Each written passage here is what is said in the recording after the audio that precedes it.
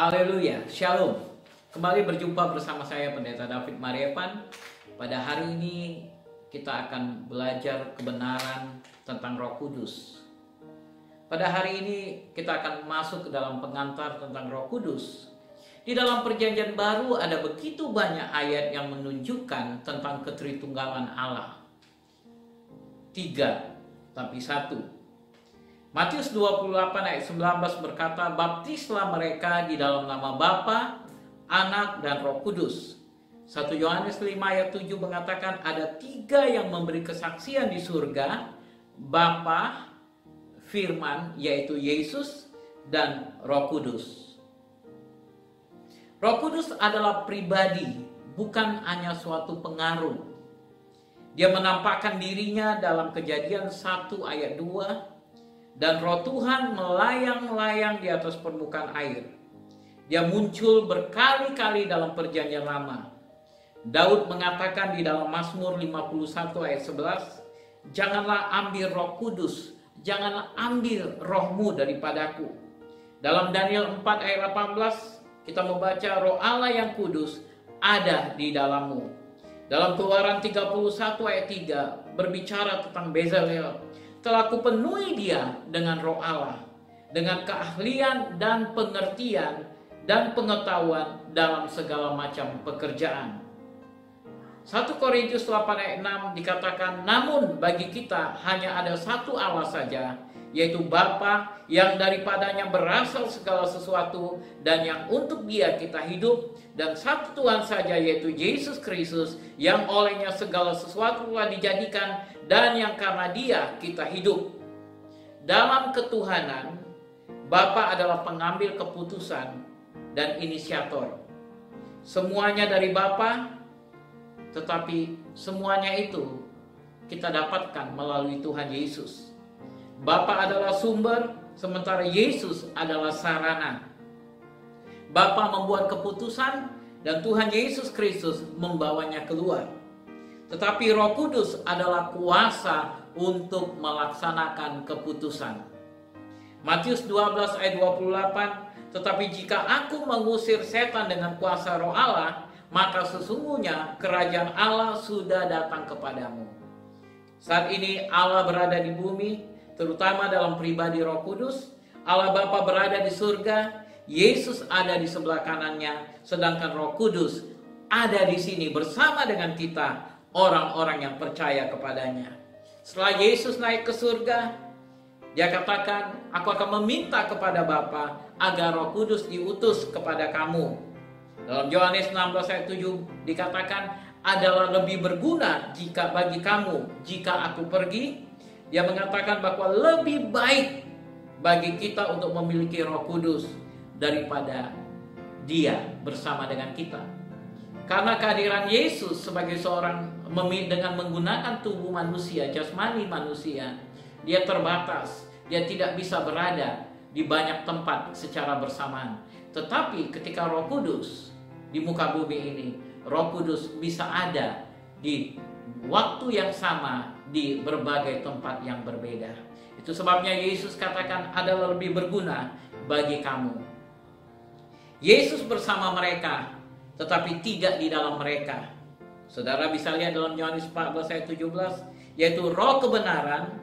Dunia tidak dapat menerima Dia, sebab dunia tidak melihat Dia dan tidak mengenal Dia. Tetapi kamu mengenal Dia, sebab Ia menyertai kamu dan akan diam di dalam kamu.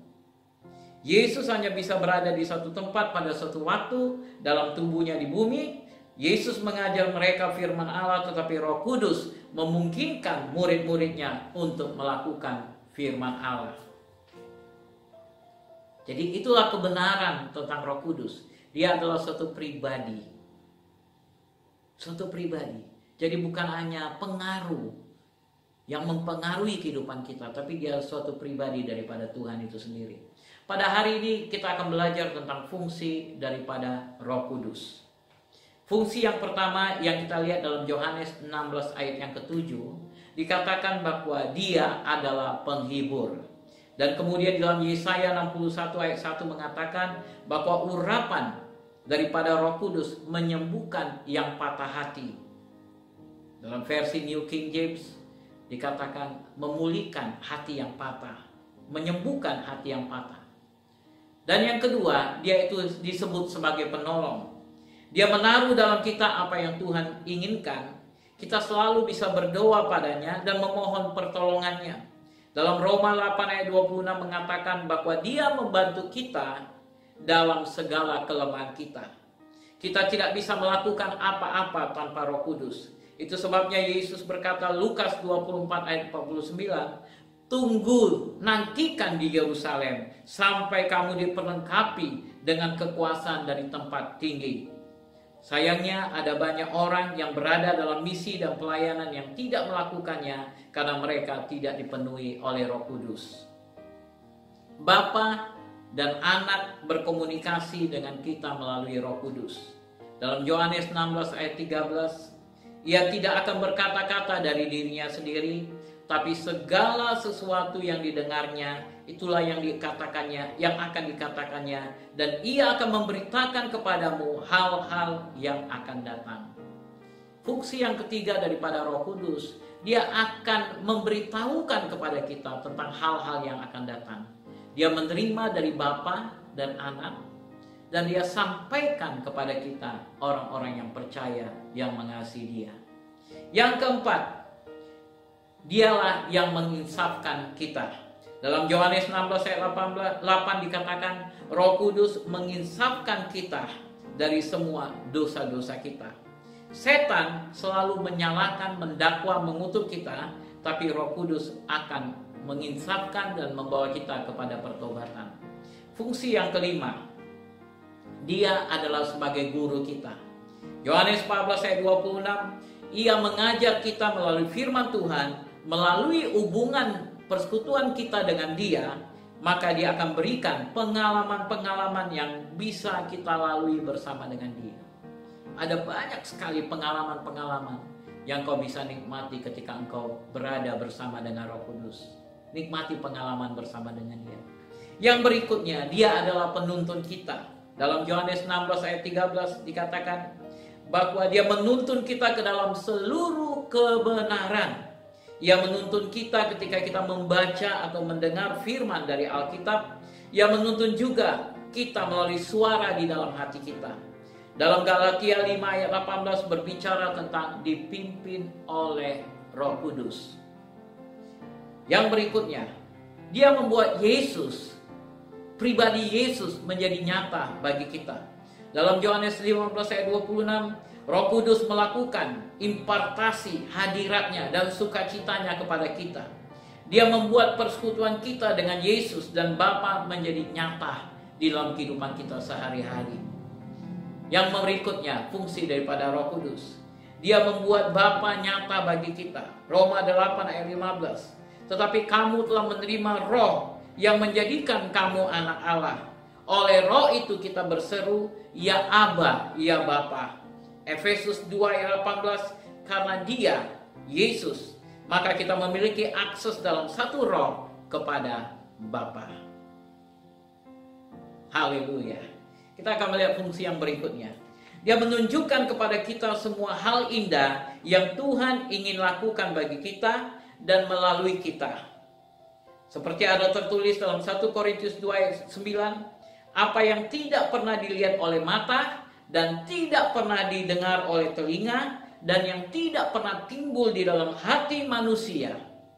Semua yang disediakan Allah untuk mereka yang mengasihi Dia. Tetapi Allah telah menyatakan itu semua bagi kita melalui Roh Kudus-Nya. Apa yang tidak pernah dilihat oleh mata, apa yang tidak pernah didengar oleh telinga, semua itu Roh Kudus akan singkapkan kepada kita. Ada banyak rahasia-rahasia yang Roh Kudus akan bukakan bagi kita. Fungsi berikutnya, yaitu dia memberikan kepada kita kekuatan, kuasa. Kisah Rasul 1 ayat 8 berkata, tetapi kamu akan menerima kuasa kalau Roh Kudus turun ke atas kamu. Galatia 5 ayat 16, hiduplah oleh Roh, maka kamu tidak akan menuruti keinginan daging. Banyak orang yang bergumul untuk mengalahkan kehidupan daging. hiduplah oleh roh, maka engkau akan menang dalam melawan kehidupan daging. Yang berikutnya, dia adalah sahabat kita. Kita bisa mengetahui suatu keintiman dan persahabatan dengannya yang akan menyebabkan kita berbuah dan efektif bagi Allah. Dalam 2 Korintus 13 ayat 14, dan persekutuan Roh Kudus menyertai kamu sekalian. Dalam Kisah Para Rasul pasal 15 kita melihat persekutuan yang kuat antara Roh Kudus dan para murid-murid. Tidak pernah mereka mengambil keputusan tanpa Roh Kudus. Mereka selalu mengatakan keputusan Roh Kudus dan keputusan kami. Mereka selalu melibatkan Roh Kudus di dalam setiap keputusan yang mereka akan buat. Yang berikutnya, dalam Roma pasal 8 ayat 11, Roh Kudus menyembuhkan kita. Roh yang sama yang membangkitkan Yesus dari antara orang mati, menghidupkan tubuh kita yang fana. Haleluya. Yang berikutnya, dia memenuhi kita dengan sukacita dan kebahagiaan. Mazmur 16 ayat 11. Di hadapanmu ada sukacita berlimpah-limpah. Di tangan kananmu ada nikmat senantiasa. Sukacita dan damai adalah buah daripada Roh Kudus. Yang berikutnya, dia adalah jaminan hidup kekal. 1 Korintus 1 ayat 22 mengatakan, dia yang memeteraikan tanda miliknya atas kita dan yang memberikan Roh Kudus di dalam hati kita sebagai jaminan dari semua yang telah disediakan untuk kita. Roh Kudus adalah jaminan kehidupan kekal. Ini adalah kenikmatan hidup yang suatu hari nanti akan kita nikmati di surga. Yang berikutnya, dia mengubah kita menjadi seperti Yesus. Buah-buah dari Roh Kudus dalam Galatia 5 ayat 22 sampai 23 yang merupakan sifat hakiki daripada Yesus.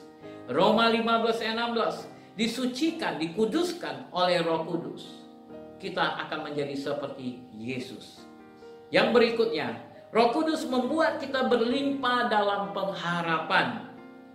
Dikatakan di dalam Roma pasal 15 ayat 13, semoga Allah sumber pengharapan memenuhi kamu dengan segala sukacita dan damai sejahtera dalam iman kamu, supaya oleh kekuatan Roh Kudus kamu berlimpah-limpah dalam pengharapan.